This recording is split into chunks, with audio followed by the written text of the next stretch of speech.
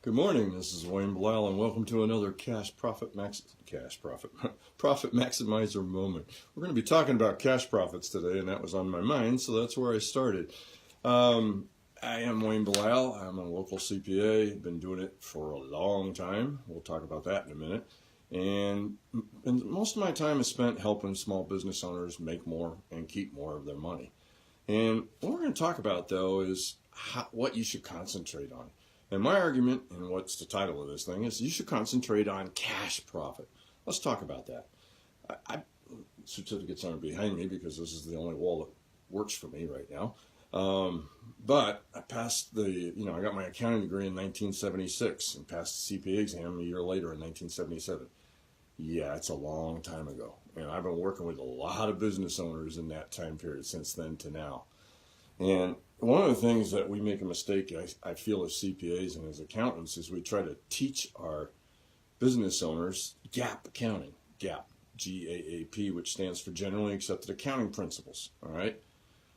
I've learned that while we're teaching them that, we're actually kind of doing them a disservice, because the first problem is the basic accounting formula.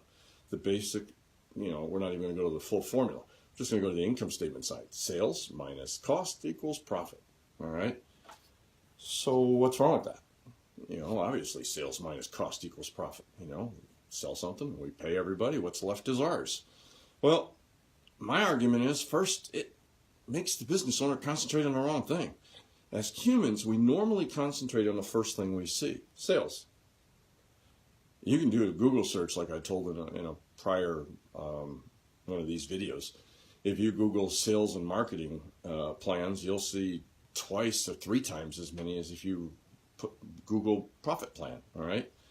As business owners, we always, it seems like the vast majority of us, look to increase sales at any cost, no matter whether it's putting things down at the bottom. Then we pay our expenses, and whatever's left over is ours. Hopefully a few pennies. I always argue we're taking a bunch of money with our right hand, pay out a bunch of money with our left hand, and look down and hope there's a few pennies for us, all right? Second, it doesn't force us to look at every sale and expense with an eye towards profits. Profits are just what's left over, okay? We look at the sale and expense, and we don't look and decide, is this sale going to lead to profits now or in the future, all right? Or is this just a one-of-a-kind sale, all right? We don't look at the idea of building customers for life. We don't look at the lifetime value of a customer, all right? Does every dollar of expense lead to increased profits or not, okay? A third problem with the GAAP formula is it's human nature to spend, all right? The more we increase sales, the more cash we bring in. The more cash we bring in, the more money we have to spend. The more money we have to spend, the more money we actually do spend, all right? We justify all this increased spending as necessary to grow our business, or because we just deserve it, all right? We are only concentrating on growing sales, the top line, rather than looking at growing the bottom line. Jim Palmer, my coach, basically says sales is for vanity, profit is for sanity. That is definitely truth. If you want to, you can have a $5 million, I have two companies. I have one, they're almost exactly the same in sales, about $3.5 million. One is struggling to make a profit, and the other is doing quite well, thank you very much. And they're not that far apart in what industry they're in. They're both in specialty trades and construction.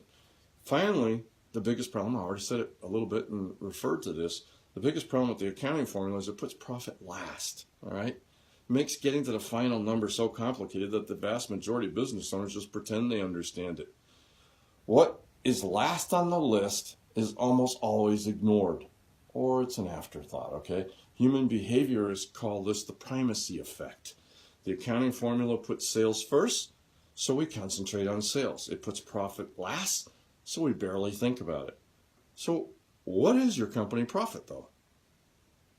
What is that? All right. As accountants, we calculate using GAAP, Generally Accepted Accounting Principles, like I said before.